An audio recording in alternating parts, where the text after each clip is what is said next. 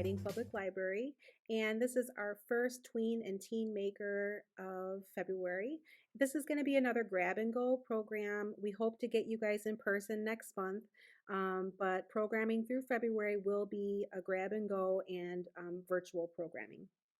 So this week we're going to make Morse code bracelets, which is like a secret code. So I thought I would tell you a little bit about different secret codes and show you some books, and then we'll get started on our project. So first, this book we have, it's all about the telegraph. So let's see what it has to say. So a telegraph is a way to send messages, and they use codes.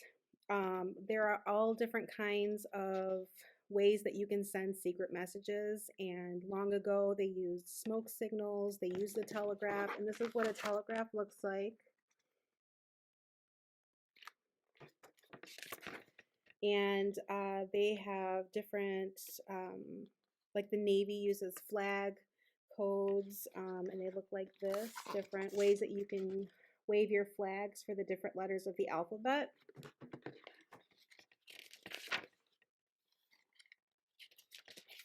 And here's an example of the Navy using that flag system. And then Samuel Morse built a telegraph machine in 1837, and he came up with the dots and dashes that stand for letters. So here's Samuel Morse and his telegraph, and then those dots and dashes, that's Morse code alphabet.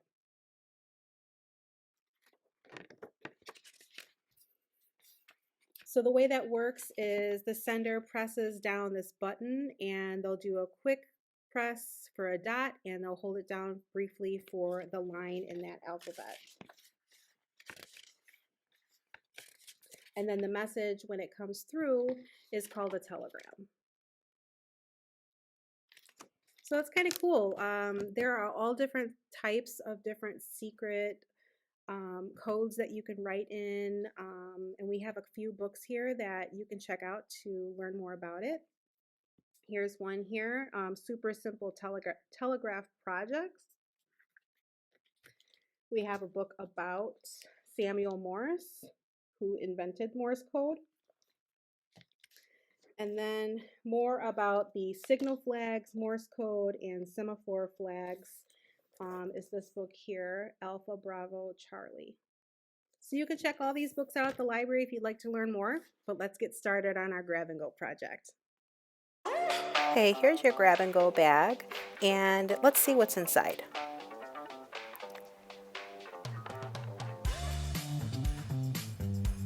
So you're going to get a copy of the Morse code alphabet, your silver beads, you'll have 20 circles and 20 lines, and then also some cord.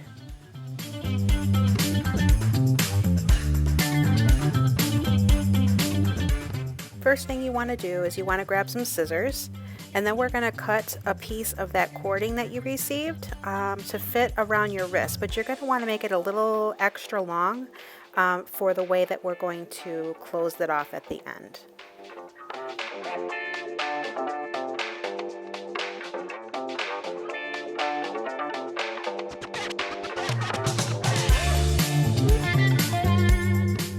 Next, you're going to want to lay out your beads and get out your Morse code alphabet and decide what you're going to put on your bracelet. So here, showing how long that cord should be. And I chose the first initial of the people in my family. My initial, my husband, and my son and my daughter. So the first letter that I'm putting on here is the letter A. So according to the Morse code alphabet, that's going to be one circle bead and one dash bead. The next letter that I'm going to do is the letter E. And on your Morse code alphabet, that's just one circle. So you're going to add one of those. Then I'm going to go through and add a G and a J. And you just continue doing this on your bracelet until you've completed the number of letters that you want to add.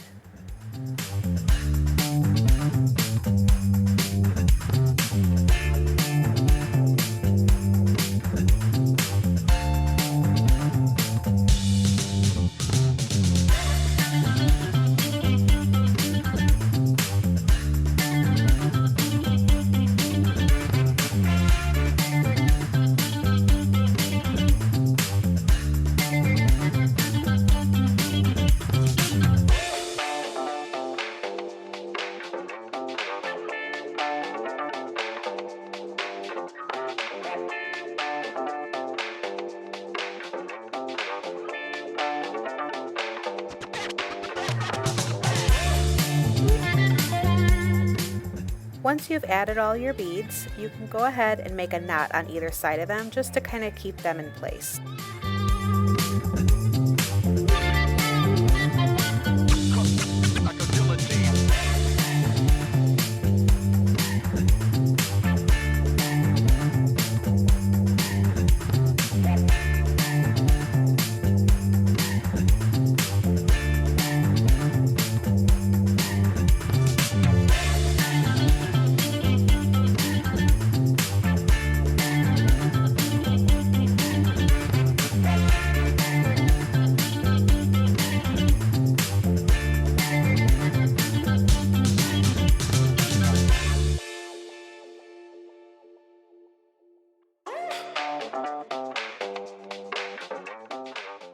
Wrapping your bracelet around your wrist, you want to make sure that you have at least 6 or 7 inches extra on either side so that we can complete the next step. Once you've trimmed it, we can go ahead and add knots to the ends of the cord.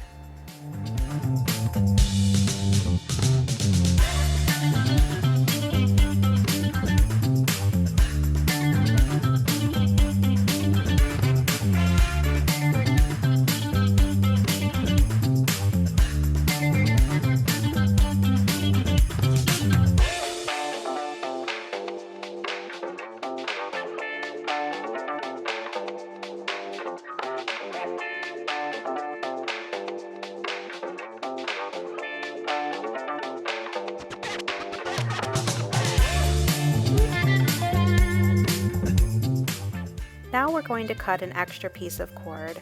I would say this one should be around 12 inches long or so. This is what we're going to use to tie a macrame knot around the bracelet so that you can easily slide it open and closed without having to tie it every time you want to put it on.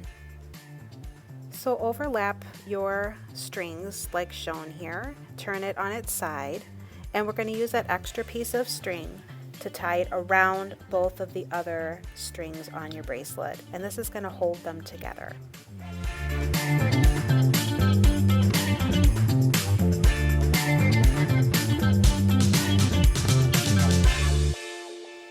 We're just going to tie a regular knot right here, just as you would your shoelaces or anything else, just one time. And now we're going to start that macrame knot. It's going to look a little bit tricky, but I promise it's easier than it looks. And if you've ever made a friendship bracelet, it's pretty similar to that. So you're going to take one side and you're going to loop it to look like the letter P. Okay, and that P is going to go, that string that you're making the letter P with is going to go over the bracelet strings. Then the other one, you're just going to put underneath and pull it through that loop that you made. It's a little bit tricky to do this while recording.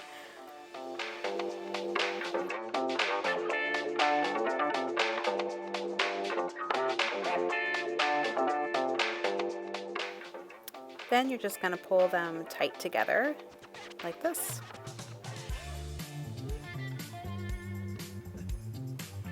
Then you're going to take those strings and you're going to make a loop on the opposite side. So you're going to make that loop like a backwards P over the bracelet strings, and then you're going to take that other one and wrap it around, go under and through that loop, and then pull them tight. And you're going to continue to do this alternating sides until you have about a 1/2 inch long of those macrame knots.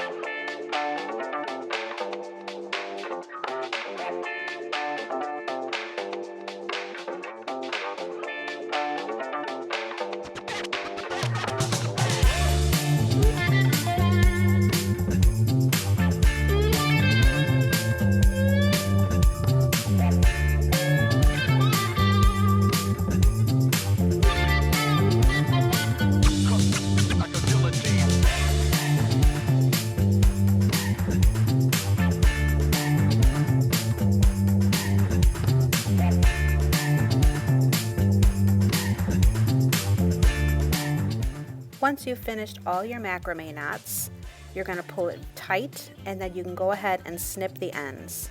If you have some glue, just regular school glue, or even better if you have something like crazy glue, you can dab it on the ends of those strings to make them so they won't fray, but it shouldn't fall apart on you if you pull it nice and tight.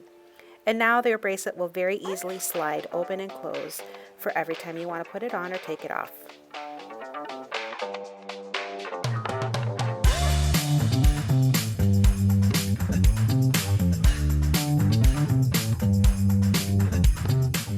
For just a little bit of decoration, I'm going to go ahead and add some beads on the end of my strings, and you can too. You should have plenty of beads to do this.